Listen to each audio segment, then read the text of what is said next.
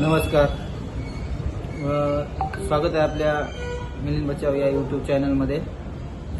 तर मित्रांनो, लाडक्या बहिणीची KYC करताना बऱ्याच जणांना जे आहे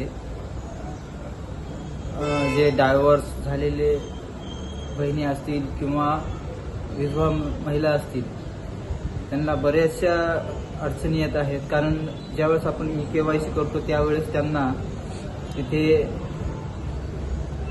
पतीचे किंवा वडिलांचे आधार कार्डचा ऑप्शन येत आहे.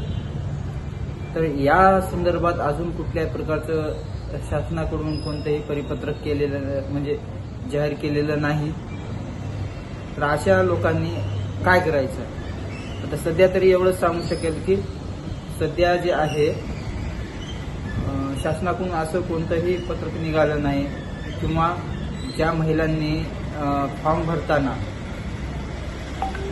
समजा ते एकटे असतील तर डायव्हर्स किंवा विधवा असं ऑप्शन सिलेक्ट केलेलं नसेल तर अशा लोकांनाच असे प्रॉब्लेम येत आहेत. त्यामुळे शासनाच्या पुढील सूचनेप्रमाणे आपण KYC करायचं आहे. त्यामुळे कोणत्याही अशा अडचणी येणाऱ्या महिलांना विनंती आहे की त्यांनी KYC साठी गडबड करायची नाही.